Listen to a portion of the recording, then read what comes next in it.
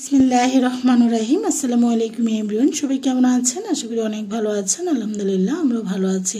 আজও আপনাদের সাথে আরেকটি রেসিপি শেয়ার করার জন্য চলে এসেছি। বাই দা বাই, আমি দিনাস কুকিং রুম থেকে সবাইকে অনেক স্বাগতম জানাচ্ছি। আজকে আপনাদের সাথে খুবই মজাদার একটা রেসিপি শেয়ার করব, সর্ষে বাটা দিয়ে তেলাপিয়া মাছ, সর্ষে এবং পোস্ত দিয়ে আর কি। খেতে কিন্তু দুর্দান্ত। সর্ষে পোস্ত দিয়ে কিন্তু আমরা নানা ধরনের রেসিপি, নানা ধরনের মাছ, শাক সবজি অনেক কিছুই রান্না করে থাকি। তেলাপিয়া মাছ দিয়ে কে কে সর্ষে পোস্ত দিয়ে খেয়েছেন অবশ্যই কমেন্টস করে জানাবেন। গরম গরম ভাতের সাথে এরকম একটা রেসিপি যদিও দারুণ জমে যায়, দেখতে অনেকটা ইলিশ মাছের মতো রাখছে। চলে যাচ্ছি রেসিপিটির মূল পর্বে, দেখতে থাকুন সবাই মিলে রেসিপিটি। তেলাপিয়া মাছ রান্না খেতে কিন্তু দারুণ হয়েছিল। আজকে এখানে আমি 2 টেবিল চামচ সর্ষে, আমি লালটা নিয়েছি, আপনার চাইলে সাদাটাও দিয়ে দিতে পারেন। আসলে আমি সাদাটা খুঁজে, মানে হলুদটা আর কি খুঁজে পাচ্ছিলাম না, সেই জন্য দিতে পারিনি, তবে আমার বাসায় আছে। আমি 2 টেবিল চামচ পোস্ত দিয়েছি। যদি পোস্তটা থাকে দিবেন, না এটা বাদ দিয়ে দেবেন, কোনো সমস্যা নেই। সর্ষে দিয়ে অনেক মজা খেতে।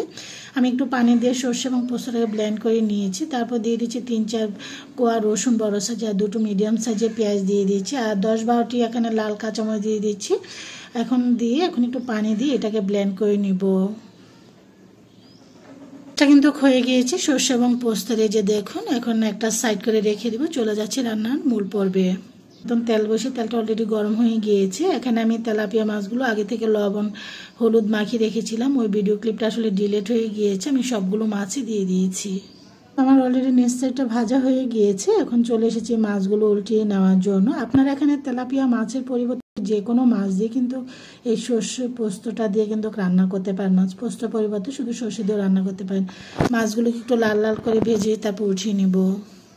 ভাজা হয়ে গিয়েছে, এখন মাছটাকে উঠিয়ে নিয়েছি। আপনারা এখন অন্যান্য মাছও দিতে পারেন, আর মাছ ভাজা ছাড়া আপনার কাঁচা অবস্থায় কিন্তু রান্না করতে পারেন। যে কোনো মাছ সর্ষে বাটা বা পোস্ত দিয়ে রান্না করলে, হাতে মাখিয়ে রান্না করলে কিন্তু দারুণ লাগে। মাছগুলো সব উঠিয়ে নিয়েছি। এখানে 2টো তেজপাতা দিয়ে, তেজপাতাগুলোকে আমি 8-10 সেকেন্ডের মতন একটু ভেজে নেব, সুন্দর একটা ফ্লেভার আসার জন্য। এখন যে আগে পেস্টটা করে রেখেছিলাম সর্ষে পোস্ত এবং মশলার, সেটা এখন ঢেলে দিয়েছি। চুলাটাকে লো ফ্লেমে রেখেছি, দিয়ে এখন আমি দিয়ে দিচ্ছি হলো যে বাকি মশলা। হলুদের গুঁড়া দিয়ে দিচ্ছি, এখানে 1/2 চামচ দিয়ে দিচ্ছি, আর পানি দিয়ে দিচ্ছি, তা নাহলে কিন্তু এই পেস্টটা কিন্তু পুড়ে যাবে। এখন আমি দিয়ে দিচ্ছি এবং ধনিয়া এবং জিরার গুঁড়া, টোটাল 1 চামচ দিয়েছি ধনিয়া এবং জিরার গুঁড়া। আপনাদের যদি গরম মশলাটা পছন্দ হয় গরম মশলাটা অ্যাড করবেন, আমি দিব না। স্বাদ অনুযায়ী লবণটা অ্যাড করছি। দিয়ে এখন ভালো করে প্রত্যেকটা মশলা এখন পেস্টের সাথে মিক্স করে ঢাকনা দিয়ে ঢেকে 6-7 মিনিট কষিয়ে নেব, মিডিয়াম টু হাই ফ্লেমে রেখে। এটাকে নেড়ে নিচ্ছি, কারণ এটা যেহেতু সরিষা এবং পোস্ত, তা না হলে নিচে লেগে যাবে। এটা নাড়ার উপরে না রাখলে এটা কিন্তু আস্তে আস্তে কিন্তু ঘন হয়ে আসছে এবং সুন্দর একটা ফ্লেভার ছড়াচ্ছে।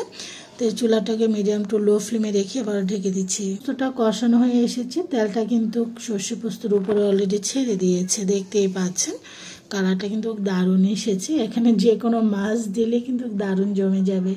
আমি তো তেলাপিয়া মাছ দিয়ে রান্না করছি। তা আসলে আমি কখনই রান্না করি না, হঠাৎ মাথায় কি যে আসলো, ভাবলাম যে মাছগুলো নিয়েছি, পরে ভাবলাম যে দেখি সর্ষে পোস্ত দিয়ে রান্না করি, খেতে কেমন হয়। আলহামদুলিল্লাহ এতটাই মজা হয়েছিল, আপনারাও ট্রাই করে খেয়ে দেখবেন, খেতে কিন্তু দুর্দান্ত। তা আমি কিন্তু কষানো সর্ষে পোস্তটার মধ্যে মাছগুলো দিয়ে প্রায় 4-5 মিনিট একটু ভাজা মাছটাকে কষিয়ে নেব, এতে করে ফ্লেভারটা এবং স্বাদটা দারুণ আসবে। আবারও নেড়ে দিচ্ছি। পোস্তের সাথে কষানো হয়ে যাওয়ার পরে এখন পরিমাণ মতন পানি দিয়ে দিয়েছি। আসলে ঝোলটা যে যেরকম খাবেন সেরকমভাবে দিবেন, যা যা টেস্ট অনুযায়ী। আমি একটু ঝোল রাখবো, যেহেতু বাচ্চারা খাবে, একটু নেড়ে দিচ্ছি।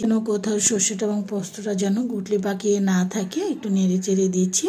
সর্ষে দিয়ে পোস্ত দিয়ে যে কোনো রান্না খেতে দুর্দান্ত লাগে। এখন ঢাকনা দিয়ে ঢেকে হাই ফ্লেমে রান্না করছি 10 মিনিট। মাছটাকে আবার একটু 10 মিনিট পর নেড়ে দিচ্ছি ঢাকনাটা উঠিয়ে। তো ঝোলটা কিন্তু আস্তে আস্তে কিন্তু ঘন হয়ে আসছে। আসলে সর্ষে বাটা বা পোস্ত বাটা দিয়ে যে কোনো রান্না অনেক মজা খেতে।